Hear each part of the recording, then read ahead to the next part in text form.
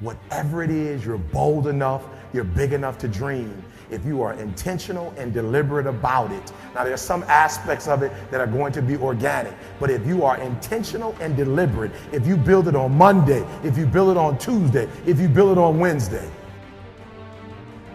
I want you to understand that it's not going to happen by luck. Productivity is always intentional and deliberate. And on Tuesday, Monday, Tuesday, Wednesday, Thursday, Friday, no luck, guys. Every single day, if you do a little, you're going to wake up one day and your dreams are going to be a reality. You can't just say you want it. You can't watch the video and say, I want it as bad as I want to breathe. It's cute to say it. But when it's showtime, when the sun comes up, you've got all the books, you've got all the tapes, you've got all the access. Now it's time to hunt.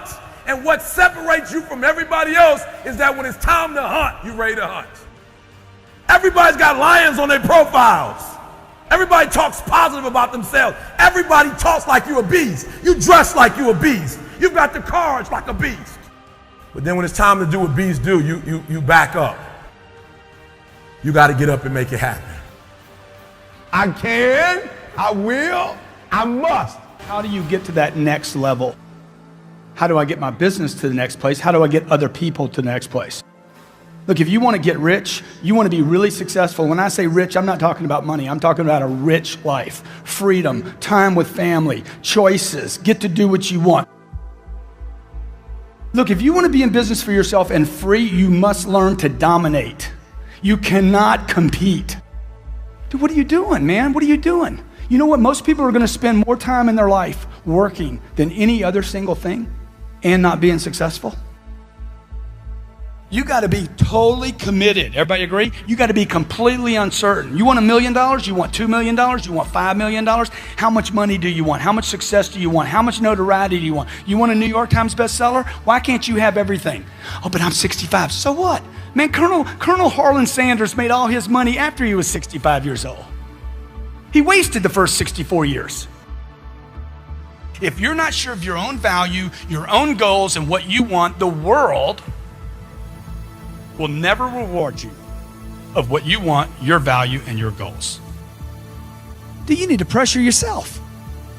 You need to cook yourself. You need a necessity level way up here. When I wake up in the morning, I write my goals down. When I go to bed at night, I write my goals down. It's the first thing and the last thing I do every day. I've been doing that for 25 years. Here are 4 steps you must take to create the next level of success in your life. Number 1, you must get attention. You got to get attention. If you got to scream to get it, get it. What do these people have in common? Okay, there's Michael Jordan, Warren Buffett, Steve Jobs, Oprah, a Navy SEAL, and my mother. You know what they had in common? This. Greatness has in common immersion. They're immersed completely in their environment. Number 2, they're dedicated, completely dedicated. 3, they have a total commitment. Immerse yourself, okay? You have to immerse yourself right now with reading, the right reading, audio programs, video. Find YouTube channels that are good for you.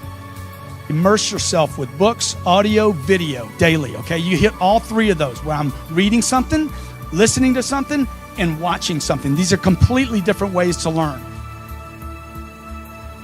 Anybody can do this, folks. Anybody can do this. This is not about a college degree. This is about massive amounts of action to get attention for yourself, your brand, your company, your products, your ideas, your dreams. Life is really, really short. And I think that we don't value and appreciate, our freedoms and our opportunities in our life. The universe is yours, all right? And you need to understand that.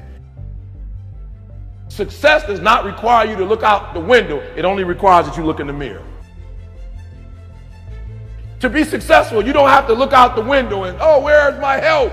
Where are the people that I need? All you got to do is stop, look directly in the mirror, and the one person you need to blow up, the one person you need to be successful is looking right back at you. And if you're willing to make a commitment to that person in the mirror, if you're willing to look at that person in the mirror and say, I'll make a commitment to you from this day forward, that whatever it takes, I'll do whatever it takes.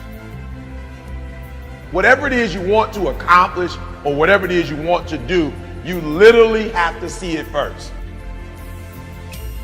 If you're not trying to get out of your shitty situation, then every day you're choosing to stay in it. And you can't complain about being given the choice you keep making. You know, one of my favorite quotes is, change happens when the pain of staying the same becomes greater than the pain of making a change. You know what's so funny? We want people to make guarantees to us, but we're not willing to make guarantees to ourselves. You're not brave enough. You want to put it on somebody else. The reason why I'm not successful is because of my boss. Have you ever looked at yourself in the mirror and said, I'm not getting up on time. I'm not going to work on time. I'm not putting in 120% when I'm at work. You've never looked at yourself in the mirror and said, you let you down. Until you get to that point, you let you down. You always want to blame other people. You want to hold other people to the fire, but you're not holding yourself to the fire. You just said you're giving 50%. You owe you an explanation. You owe you an explanation. You need to look at yourself in the mirror and say, why are you only giving 50%? What's wrong with you? You need to put yourself on punishment. And I stopped being a victim. Stop saying, I've got to wait for good things to happen to me. And I said, I'm going to grind. I'm going to fight. I'm going to work. I'm going to press toward.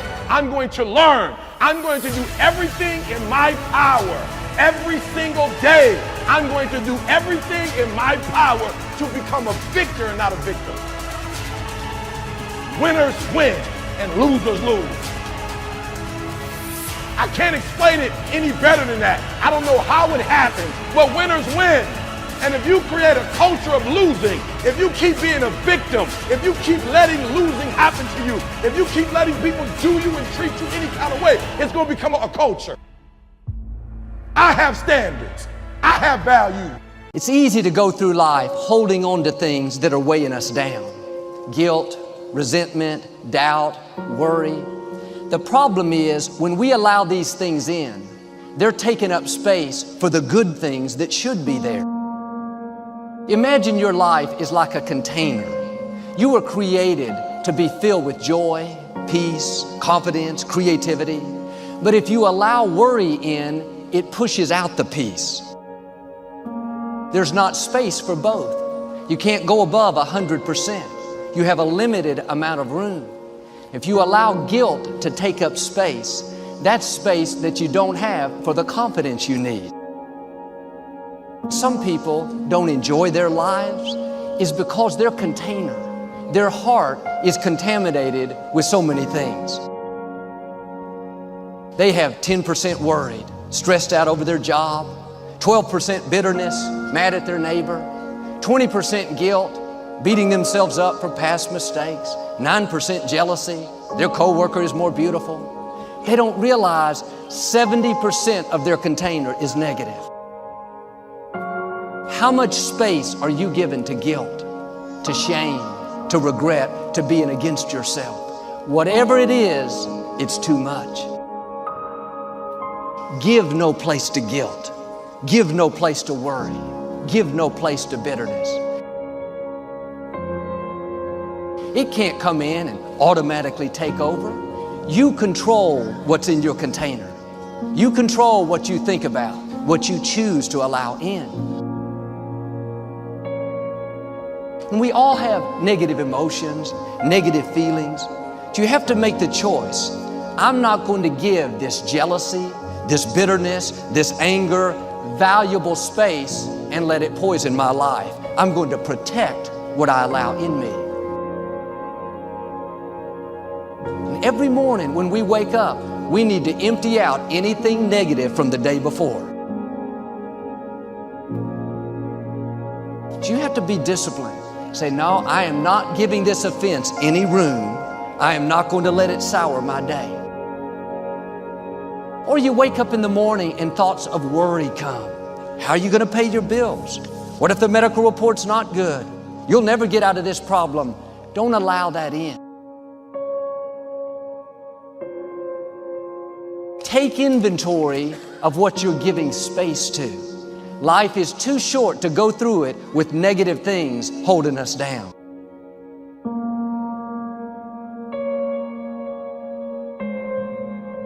Worry will make you weak.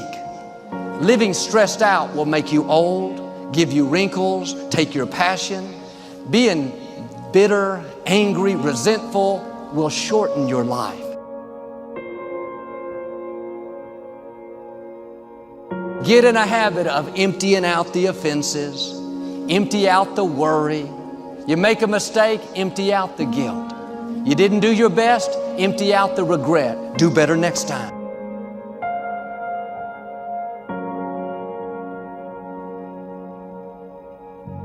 He'll remind you of every mistake you've made for the last 30 years. It's easy to live life in regrets, thinking about what you should have done differently. Man, I should have raised my children better. Should have been more faithful in my marriage. I should have finished college. Don't go through life looking in the rearview mirror, down on yourself, living in regrets. You can't do anything about the past, but you can do something about right now. Being against yourself doesn't help you do better. It pushes you down. Why don't you forgive yourself? Why don't you empty out the guilt? Why don't you turn off the accusing voices?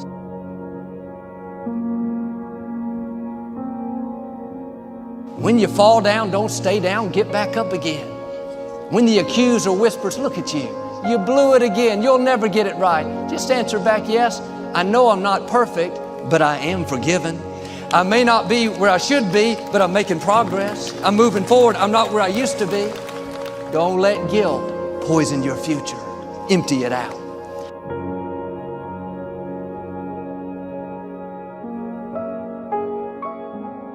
Somewhere deep inside, you know what kind of person you were designed to be. If you want to produce great acorns, think like an oak, not like an acorn. Think like the person you intend to become. Like the Christian question, what would Jesus do? Ask yourself, how would the person I'd like to be? The acorn has three parts. It's got a stem, a cap, and a seed. And the stem represents its connection to the past. All the acorns, all the oaks that have ever existed in its line before are encoded in that transfer through that stem, the legacy into this acorn. The cap holds onto the seed until the seed's ready to grow on its own. So the cap represents your coaches, your mentors, your role models, your guides, your parents, your friends, your teachers. What kind of seed is in you? I believe part of our responsibility in life is to find out who we are, to discover ourselves. First off, we need to respect our nature. We need to realize we are part of a continuing chain that carries a legacy and a responsibility. There are many things we can do with our lives, and I think it's our job to find out what those things are and to do them as well as we possibly can so that we're passing along the right imprint for the next generation. So first, we need to respect our nature. Second, we need to know our nature. Take Aristotle's advice, know thyself, but know things about yourself that most people don't discover. For example, know how you're smart, not just how smart you are in comparison to others. In what ways are you smart? Know what you care about. What are the values that motivate your choices?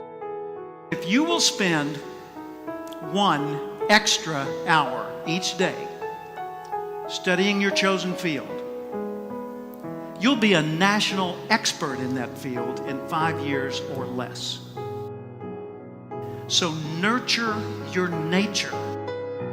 Figure out, first off, I am valuable. Accept that. I want to know who I am, and I want to know how I operate and how can I understand me better. And then I want to nurture that nature. I want to apply myself in the world and put myself to work in such ways that the rest of the world says, well, that's cool. So ask yourself every day, how would the person I'd like to be do the things I'm about to do?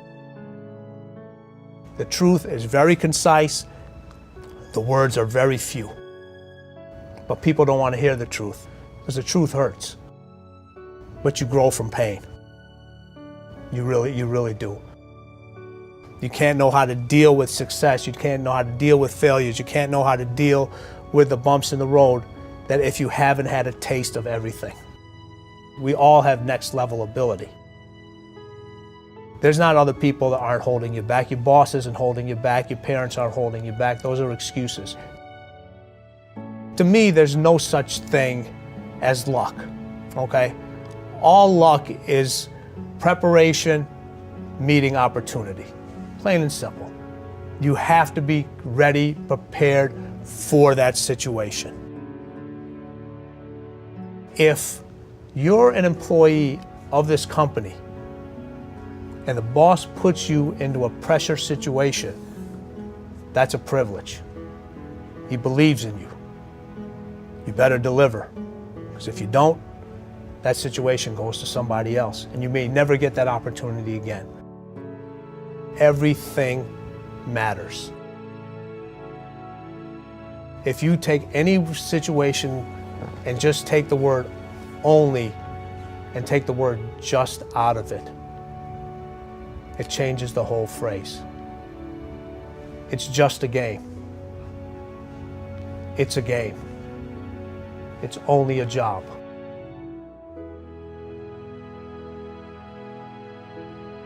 The body has limitations, the mind does not. We focus so much on what goes on from the neck down that we forget it all starts from here.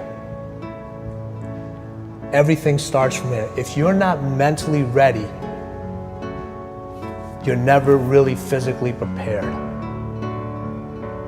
And that's where the preparation starts. I firmly believe that everybody in this room, everybody on this planet has a gift. It's your job to figure out what that gift is.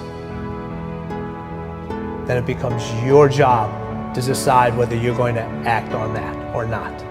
Everyone sees the work that you put in, but it's what you don't see is going to determine how far you're going to get.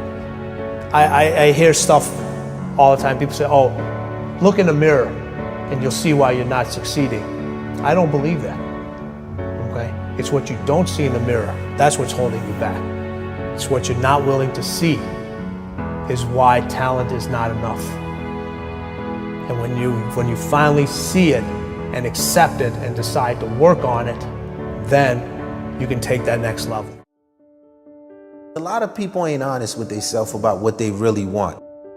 You want to make more money than you've ever made. You want to travel the world. I don't know. You want to build your second home. I'm not sure what you want, but I need you to understand that you got to give some. You can't stay where you are and go where you're trying to go.